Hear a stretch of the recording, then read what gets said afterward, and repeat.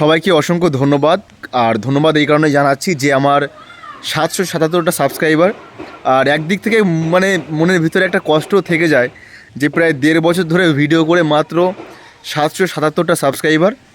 আর আমি যতটা খেটেছি, মানে আমি যতটা পরিশ্রম করেছি ইউটিউবের পিছনে, মানে এর থেকেও কম করে, মানে যারা বলতে পারো যে খাটেইনি, আমি কাউকে ছোট করছি না, কিন্তু তাদের আজকে হাজার হাজার সাবস্ক্রাইবার আমার নিজের চোখে দেখা।